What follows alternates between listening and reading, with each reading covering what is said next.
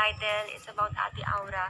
Gusto ko lamang humingi ng apology sa kanya. Gusto ko lamang sana mag-sorry, Ate Aura, if ever na na-misunderstood mo yung situation, yung issue. Sana malaman mo kung ano yung totoong side ko muna bago tayo nagpadala sa galit or sa kung ano mang nararamdaman natin. Kasi ang laki nung influence mo sa mga tao ngayon. Maraming taong nag-a-admire sa iyo ngayon. So, sa isang salita mo lamang yun yung paniniwalaan nila. So, sa part ko, gusto ko lamang sabihin sa iyo, Ate Aw, na nasaktan ako kasi hindi mo man lang inalam yung totoong nangyari, kung ano yung totoo behind that video. Isa ka sa mga nagpalaki nung nagpalala or nagpalaki nung issue na yun. Pero I just want to clarify, ate, na wala akong violate na kahit ano. Let's say, hindi ko suot yung face mask. Yes, for the content yun, for the video, for entertainment. Kasi maraming tao na binigyan ako ng second chance and maraming tao na yung gusto yung pagpapasaya ko ulit. Gusto nila ako makita ulit. So parang it's kind of my way na ipakita yun sa video na yun and isa yun sa mga naisip namin.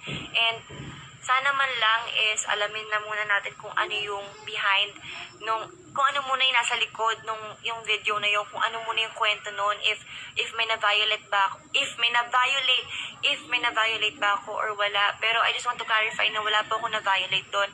So mabalik po tayo kay Ate Aura. Ate Aw, if may issue tayo personal, please keep na lang natin privately. If ever na may problema ka, ate, please message me please, usap na lang tayo, yung tayong dalawa lang, hindi yung through social media. Kasi, ate, ang laki ng influence mo sa influence ko. I am just Bukunag Glamour and you are Aura Brigela.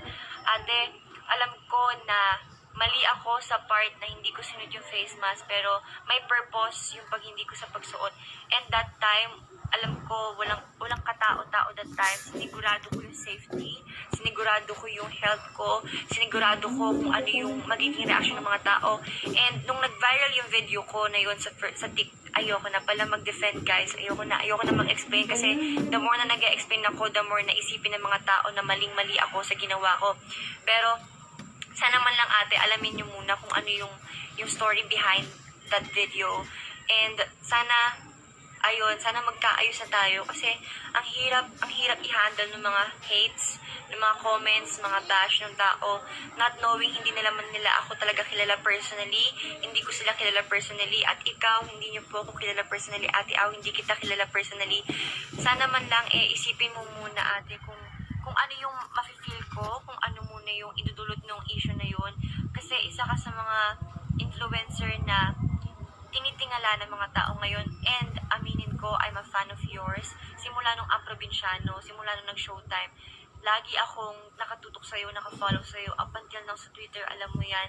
And yes, na-offend talaga ako, pero gusto ko lamang humingi sa'yo ng sorry if ever na may nagawa akong mali sa'yo, if ever man lang, if ever na may